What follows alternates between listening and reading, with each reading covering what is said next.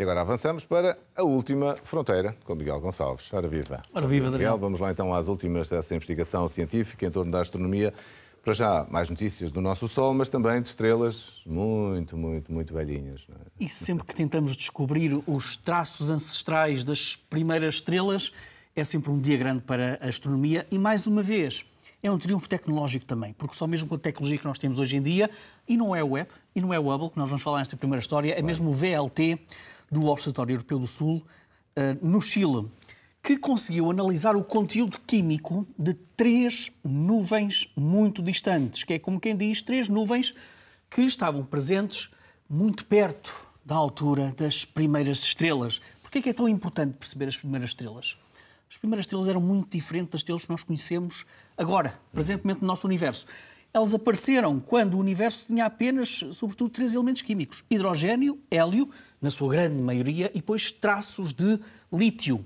E sabemos que foram sucessivas gerações de estrelas que, ao explodir, formaram elementos químicos mais pesados, elementos químicos que compõem muito da nossa tabela periódica, e devido a essa explosão dessas estrelas, nós estamos aqui, Daniel, porque aqueles elementos químicos que estão no nosso corpo, que fazem parte do planeta Terra e tudo isso, só nasceram depois da explosão dessas estrelas. Mas as originais, as primeiras, são essas que nós queremos perceber. Eram muito maciças, eram muito grandes, explodiam em poderosas supernovas, como mostra esta ilustrações que nós estamos a ver. Mas, ao explodir, e precisamente porque eram sobretudo constituídas por hidrogênio, hélio e algum pequeno de lítio, formando depois elementos químicos mais pesados, os cientistas sabem precisamente de que é que são feitas as suas cinzas. E foi isso que fez o VLT. Analisou 3 nuvens muito distantes que, este é o aspecto romântico também de tudo isto, foram iluminadas por quasares. Ou seja, foram iluminados por buracos negros muito ativos no coração de algumas galáxias, muito luminosos, que acabaram por ajudar o VLT a identificar aquelas 3 nuvens. E então, os cientistas sabem que as cinzas destas primeiras estrelas, o resultado dessas explosões, teriam que ser ricas, sobretudo, em alguns elementos químicos, nomeadamente carbono, oxigênio e magnésio. O que é que distingue estas nuvens das de agora, do nosso universo presente? É que no universo presente nós já temos também ferro. Naquele tempo, não. E, portanto, o objetivo aqui era encontrar nuvens que correspondiam ao perfil exato das cinzas, das explosões das primeiras estrelas. Nós não vimos as primeiras estrelas, ainda não. Repito, ainda não. Mas este estudo apontou para as cinzas, as nuvens que acabaram por juntar o resultado químico. E então foi precisamente isso que encontraram. Foram nuvens com estes elementos químicos em abundância esperada, a abundância teórica esperada para as primeiras estrelas, carbono, oxigênio e magnésio, e não encontraram ferro. Jackpot. Portanto, agora passa por compreender cada vez melhor o espectro destas nuvens e fazer aquilo que o Webb, o ALMA, radiotelescópios foram também talhados para fazer.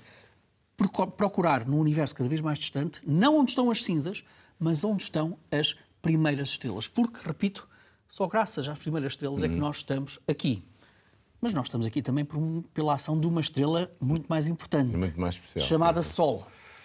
E nesta investigação que nós agora damos conta, vamos recuperar uma experiência clássica, Daniel, que nós todos aprendemos na escola secundária. Na década de 50, um cientista chamado Stanley Miller, da Universidade de Chicago, e um seu estudante de doutoramento, Arnold Murray, fizeram uma experiência para tentar perceber onde é que vêm os aminoácidos na Terra, a matéria que compõe a vida. E então, o que eles fizeram nessa experiência, chamada sopa, a sopa cósmica, eles juntaram substâncias químicas que pensavam que era o conteúdo da atmosfera primitiva do nosso planeta, com raios, com calor, outras fontes de energia, para tentarem chegar a quê? Ao quê? Pouco tempo depois dessa experiência feita, eles encontraram aminoácidos. Para eles, os raios sintetizavam não só as tempestades e os relâmpagos do nosso planeta, mas também raios cósmicos, portanto, radiação poderosa que vem para lá do sistema solar. E o que foi pensado durante muito tempo foi que, olha, pelos vistos, basta, no fundo, o conteúdo da atmosfera primitiva, juntamos os relâmpagos do nosso clima da Terra e, com o devido tempo, aparecem as substâncias químicas, os aminoácidos que nós conhecemos. Mas, à medida que nós vamos conhecendo melhor e temos cada vez melhores modelos, percebemos que, nessa experiência em particular, eles erraram, digamos assim, no conteúdo da atmosfera primitiva. A atmosfera primitiva não era aquilo que nós pensávamos. E, diz este estudo, a importância que deram aos relâmpagos na Terra e aos raios cósmicos, se calhar foi excessiva. Nesta experiência, então agora, repara bem, 60 e tal anos depois, juntaram então amoníaco, metano, azoto molecular, tudo elementos químicos que de facto parece que estão mais de acordo com a atmosfera primitiva, e depois juntaram o quê? Tentaram perceber, injetar energia nesta experiência com protões altamente energéticos e com relâmpagos, enfim, para simular também aquilo que é a atmosfera primitiva, os relâmpagos e também os raios cósmicos. Os protões com alta energia, porquê? De onde é que eles vêm? Era para simular o contributo de poderosas injeções de energia do nosso Sol. E a pergunta era, quem é que é mais prevalente? Quem é que domina, no fundo, para criar os aminoácidos? Será que são os relâmpagos da Terra, os raios cósmicos, ou precisamente a energia que é atingida, que é tirada pelo Sol em superflares? O que diz a experiência é algo muito explícito. A preponderância do Sol, e naquele tempo, apesar do Sol ser 30% mais fraco, tinha por vezes injeções de energia muito mais poderosas, os superflares. Este estudo diz que estes superflares do Sol foram muito mais importantes para a síntese de aminoácidos do que propriamente os relâmpagos ou os raios cósmicos. Isto obriga, no fundo, a repensar um bocadinho mais aquilo que é o nosso agradecimento que temos de fazer ao Sol. Aparentemente, e de acordo com esta experiência, o nosso Sol, as primeiras grandes tempestades solares, conseguiram ter muito mais preponderância para formar os primeiros aminoácidos do que os outros elementos que nós estávamos a ponderar. Pronto, Sol é vida, não é? Sol é vida. Costuma dizer. Bem, e agora avançamos para brincadeiras exoplanetárias. Explica lá isso também num domingo de manhã. Onde dificilmente poderia haver vida. Vamos a um exoplaneta. Sabes que eu gosto particularmente de trazer aqui exoplanetas curiosos. Ou então um jogo de escondidas. Eu gosto é dos nomes. Ou então um jogo de escondidas. Vamos até ao planeta GJ 486b. Estás a ver? Eu não digo. Há certos exoplanetas que já têm nomes interessantes. Não é o caso deste. Este exoplaneta foi observado pelo poderoso telescópio espacial James Webb. Porquê é que nós o trazemos aqui?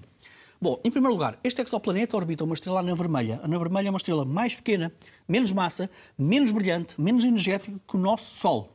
E, portanto, qualquer planeta que queira ter água líquida à superfície tem que estar muito mais próximo da sua estrela do que está o nosso Sol, como é óbvio. Mas não ao ponto deste exoplaneta, por isso é que ele também é curioso. É que este exoplaneta está mesmo muito próximo da sua estrela. Para teres uma ideia, a temperatura à superfície é de aproximadamente 430 graus. Não é um sítio agradável para passarmos férias. Mas o que é curioso nesta investigação? O curioso é que quando o James Webb olhou para este exoplaneta, encontrou traços de vapor de água. E podemos estar aqui a pensar, vapor de água num exoplaneta com mais de 400 graus à superfície? Ou será que aquilo que o James Webb captou foi vapor de água da sua estrela? Bom, a estrela ainda é mais quente que o próprio planeta, ok? Mas, atenção, o nosso Sol tem traços de vapor de água. É muito curioso. À sua superfície tem zonas um bocadinho mais frias do que as suas redondezas. E isso permite também a síntese de vapor de água. Nós conseguimos ver isso no nosso próprio Sol, essas diferenças de temperaturas. Acontece o mesmo em anãs vermelhas. É muito curioso, mas existe.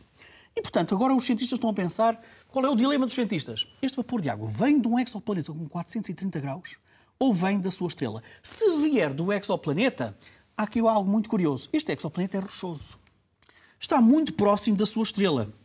E, portanto, se confirmar que nós estamos a falar de um exoplaneta com 430 graus, com vapor de água na sua atmosfera, quer dizer, logo à partida, que tem uma atmosfera. Nós nunca conseguimos encontrar exoplanetas rochosos tão próximos da sua estrela com uma atmosfera. Porque, diz a teoria, a energia desta estrela, apesar de ser menos maciça, apesar de ser menos energética que o Sol, Daniel, aquela atividade daquela estrela reduz a atmosfera, destrói a atmosfera. Se o vapor de água é do exoplaneta, então estamos aqui perante uma coisa muito curiosa. Temos que perceber como é que exoplanetas rochosos tão próximos da sua estrela, a estas temperaturas, consegue ter a capacidade de reter uma atmosfera. Muito bem. E para fecharmos, uma estação espacial europeia? Ponto de interrogação. É ponto de interrogação, precisamente. Nós já conhecemos projetos de 3 estações espaciais privadas, comerciais, por parte dos Estados Unidos, nomeadamente a Orbital Reef, da Blue Origin, a Axiom, da Space Station e a Starlab. Isto são projetos americanos. A China também já disse que tem planos para além de ter a sua própria estação espacial governamental, digamos assim, também tem outros projetos para privados. É preciso avançar mesmo com... Sim, é verdade. Não só com projetos, é preciso construí-la mesmo. E a questão que se colocou é, e a Europa? Está outra vez atrasada em tudo isto? Calma, eis que apareceu a Airbus, a poderosa Airbus, que apresentou isto que nós estamos a ver, é o vídeo da Estação Espacial Módulo Orbital Multiusos, Airbus Loop. São 3 plataformas, tem uma centrifugadora para simular até uma espécie de gravidade artificial, tem volume suficiente para uma tripulação de 4 pessoas, pode chegar até aos 8 se for preciso. E estamos a falar de, cada módulo tem 8 metros de diâmetro, isto dá aproximadamente 100 metros cúbicos de volume e a ideia tem espaço para laboratórios, como é óbvio, tem outro espaço, um módulo, um andar só para questões residenciais, digamos assim, e a ideia passa por utilizar esta estação espacial não só para experiências, para estar aqui perto da Terra, mas também para poder movê-la para destinos mais distantes, como a Lua ou como Marte.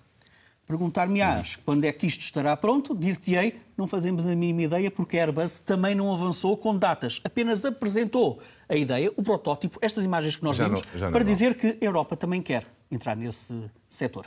Muito bem, Miguel, ficamos então com essa última notícia nesta despedida da última fronteira de hoje. Bom dia. Bom dia, muito obrigado.